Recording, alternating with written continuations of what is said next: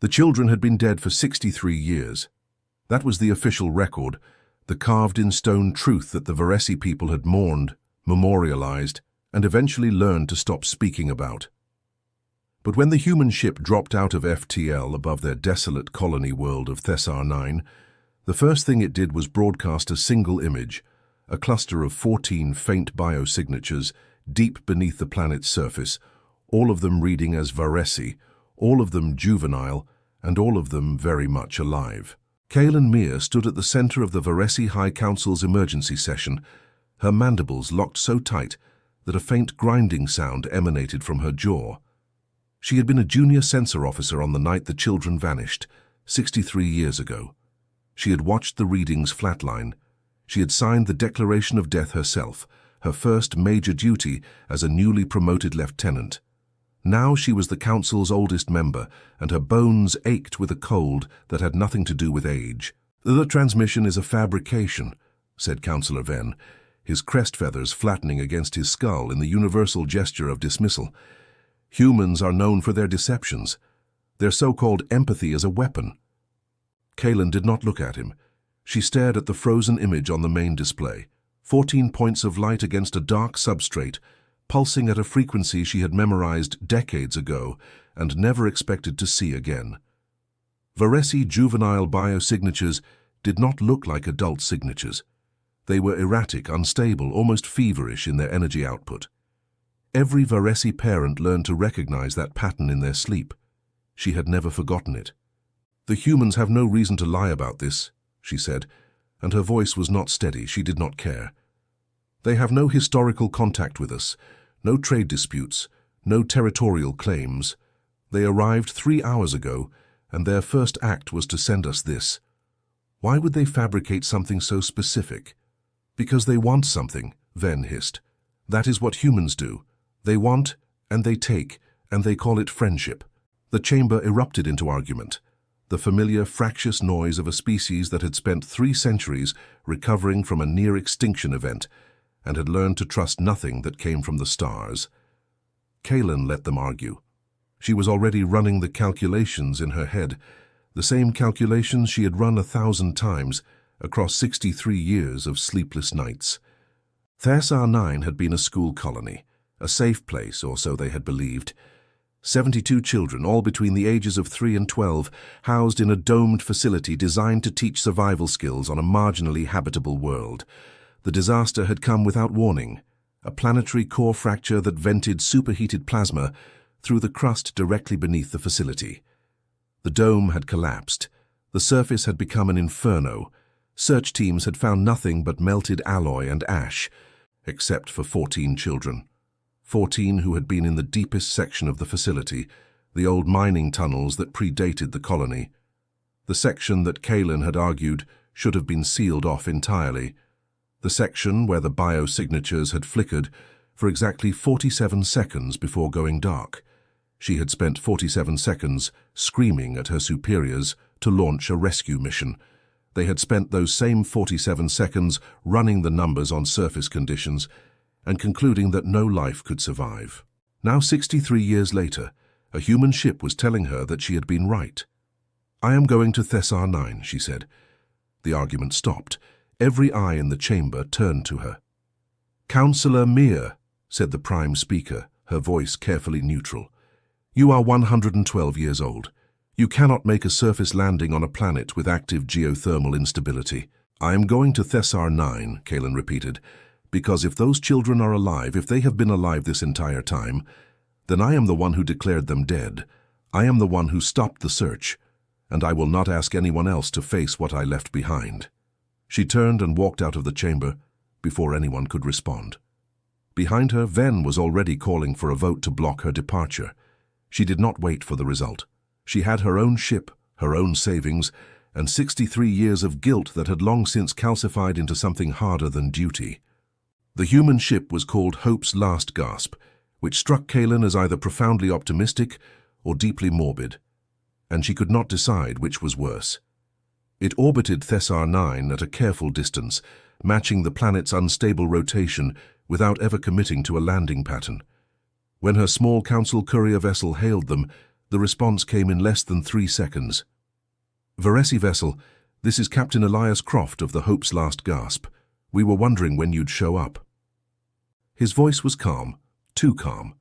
Kaelin had spent a lifetime reading the emotional subtext of alien speech patterns, and she knew that calm was often a mask for something else, fear or hope, or the particular kind of desperation that came from knowing something you should not know. "Captain Croft," she said, "you claim to have detected Varesi juvenile biosignatures on the surface of Thessar 9. I need to understand how your sensors penetrated planetary crust that our own technology cannot read through." They pause. Then, "Your sensors can't read through it because you're looking for the wrong frequencies. The plasma vents that opened up during the disaster created a permanent electromagnetic interference layer about 2 kilometers down. Standard scanners see that layer as solid rock. Our scanners see it as noise, and we're very good at filtering noise." Kaelin felt her stomach tighten. "What frequencies?" Another pause, longer this time. When Croft spoke again, his voice had shifted. Still calm, but with an edge that suggested he was choosing every word with extreme care. "Counselor Mir, I'm going to tell you something that you're not going to believe, but I need you to listen to all of it before you decide whether to shoot me or thank me. Can you do that?" She considered the question. It was not a rhetorical question. Humans, she had learned in her briefings, asked real questions even when they expected the answer to be yes. "I can listen," she said. "Good. Here's the thing about the Varesi children. They didn't just survive the plasma vent, they adapted to it. Their biosignatures changed. Not because they were dying, but because they were evolving. The frequencies you were looking for 63 years ago? Those flatlined because the children stopped being the kind of life you were searching for. They became something else." Kaelin's hands were shaking. She pressed them flat against her console to steady them. "That is biologically impossible," she said. "Varesi juveniles do not possess adaptive capacity beyond minor environmental tolerance. A plasma vent would have killed them within seconds." "It would have killed adult Varesi," Croft agreed. "But children are different. Your species has a juvenile phase that lasts nearly 2 decades, and during that phase, your cellular structure is unusually plastic. You knew this. You just didn't know how plastic." She did know this. Every Varesi scientist knew this. The juvenile period was when neural pathways formed, when bones grew, when organs reached their final configuration. But plasticity had limits. Evolution had limits. What Croft was describing was not adaptation, it was transformation. "You are suggesting," she said slowly, "that 14 Varesi children were changed by exposure to superheated plasma into something that could survive subsurface conditions for 63 years. "I'm not suggesting it," Croft said. "I'm telling you, and I'm telling you because we have a problem. The children are still alive, but they're not stable. Their biosignatures have been fluctuating for the past 6 months. Something is happening down there, and we don't know what. We came here because we thought you deserved to know before it was too late." Kaelin closed her eyes. Behind her eyelids, she saw the faces of 14 children she had never met, children whose names she had read on a casualty list and then forced herself to forget. She had failed them twice, first by not pushing harder for the rescue, and then by letting herself believe they were gone. She would not fail them a 3rd time. "How do we get down there?" she asked. The landing was the worst experience of Kaelin's long life. The Hope's Last Gasp did not so much land as crash with style, using a series of retro thrusters that the human pilot, a woman with no visible safety equipment and a smile that suggested she enjoyed near-death experiences, called a controlled descent with character. Thessar 9's surface had not become more hospitable in the intervening decades. The plasma vents had multiplied, creating a landscape of glowing fissures and ash-choked skies. The old dome was gone, replaced by a crater that still radiated enough heat to melt the boots of Kaelin's environmental suit. But the mining tunnels were still there. The humans had found an access point 2 kilometers from the crater, a vertical shaft that had once been an emergency exit and was now a dark throat leading down into the planet's burning heart. Captain Croft met her at the shaft's edge. He was shorter than she had expected, with the kind of face that looked like it had been put together from spare parts, a nose that had been broken at least twice, eyes that had seen too much, and a mouth that smiled easily but never quite reached those eyes. Counselor Mir, he said. Before we go down there, I need you to understand something. The children, they're not children anymore. They've been down there for 63 years. They've grown. They've changed. And they may not remember that they were ever Varesi. They are Varesi, Kalen said. Nothing can change that. Croft's smile faded. You're wrong, he said quietly. But I hope you're right. The descent took 47 minutes. 47 minutes of darkness and heat and the constant whine of the lift cable under stress. 47 minutes for Kalen to think about the number. 47 seconds of biosignatures. 47 minutes of descent. 47 years of her life that she had spent trying not to think about Thessar 9. The universe had a cruel sense of symmetry. At the bottom, the heat was unbearable. Her suit's cooling system was running at maximum capacity, and she could still feel sweat pooling at the base of her spine. The tunnel opened into a cavern that had not been part of the original mining operation, a natural formation, its walls lined with a crystalline structure that glowed with its own internal light. The glow was not geological, it was biological. Kalen recognized the frequency even before her suit's sensors confirmed it. Varesi biosignatures, hundreds of them. There were only 14, she whispered. Were, Croft said.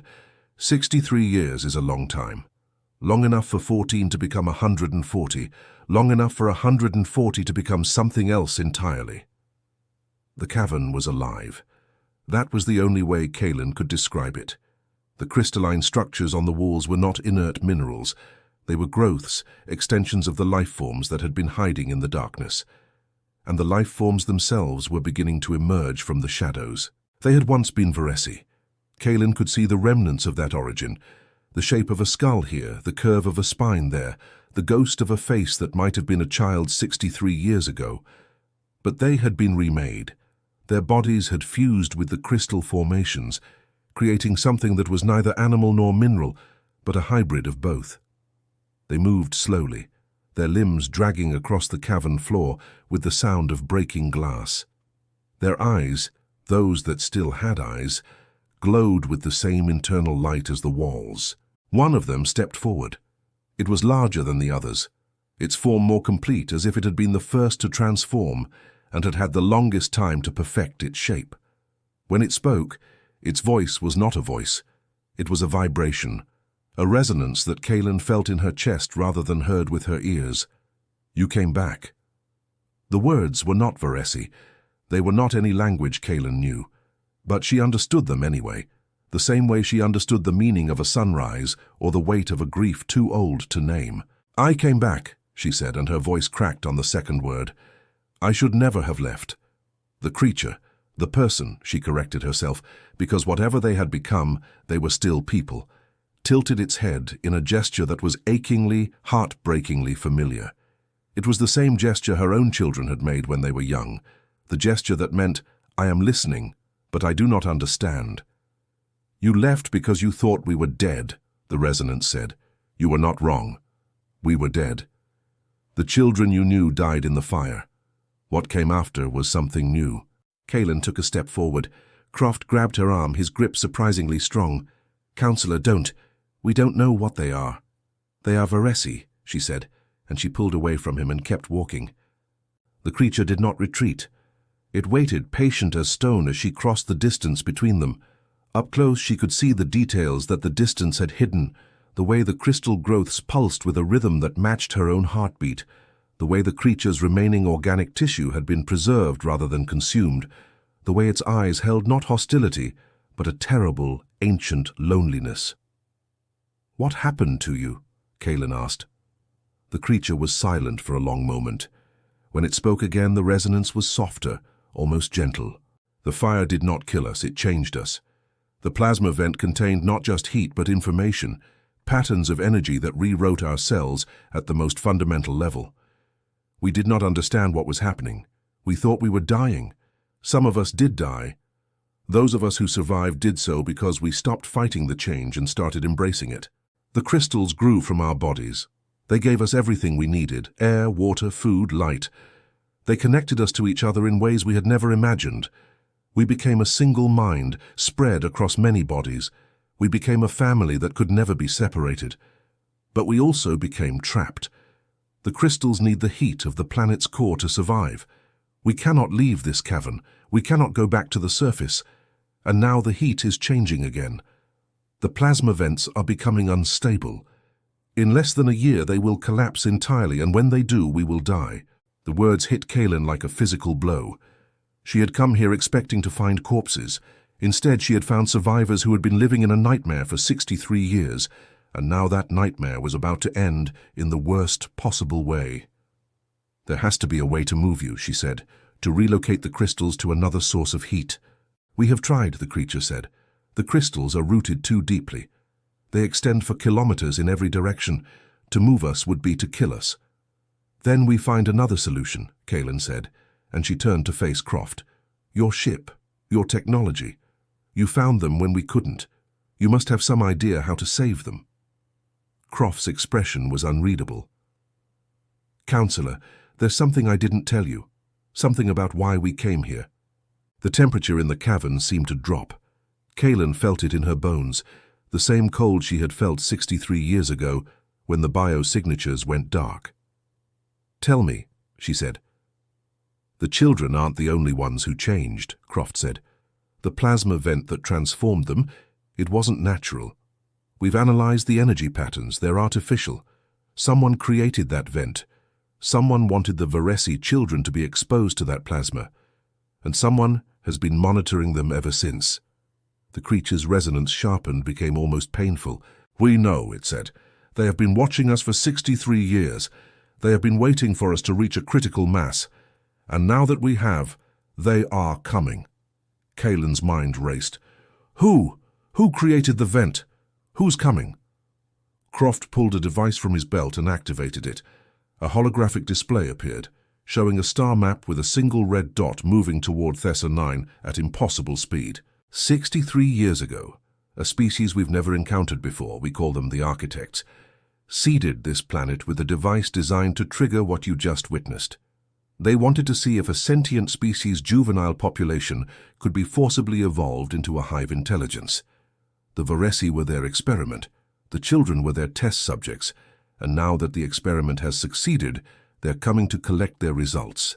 The creature, the hive, Kaylin realized, because that was what they had become, moved closer. Its resonance filled the cavern, vibrating through the crystal walls, through the floor, through Kaylin's own body. "We have known about them for 30 years, it said. "They communicate with us sometimes. They tell us we are beautiful. They tell us we are exactly what they hoped we would become. They tell us that soon we will be part of something larger. We do not want to be part of something larger. We want to be ourselves. But we cannot stop them, we cannot leave, and we cannot fight." Kaylin looked at the creature, at the remnants of the child it had once been, at the crystal growths that had become its body, at the eyes that still held a spark of the person she had failed so long ago. She looked at Croft, at his exhausted face, and his desperate hope. She looked at the star map, at the red dot that was moving toward them with the inevitability of a closing fist, and she made a decision. "Captain Croft," she said, "your ship, how many people can it carry?" Croft blinked. "The Hope's last gasp is a scientific vessel. We have room for maybe 50 in an emergency." "Then we make room for more," Kaylin said. "We evacuate the children. All of them. We take the crystals with us if we have to. We find a new world, a new heat source, anything. But we do not let the Architects take them." "Counselor, the crystals are rooted kilometers deep. You can't just—" "Then we cut them," Kaylin said. "We cut them and we pray and we run. Because I am not losing these children again. Not to the fire, not to the Architects, not to anyone." The creature's resonance changed. It became something Kaylin had not heard in 63 years. The sound of a child's laughter, transformed into vibration, but still recognizable, still achingly young. "You are different from the others," it said, "the ones who came before, the ones who left us here to die. You are angry for us. You are afraid for us. You love us even though you do not know us."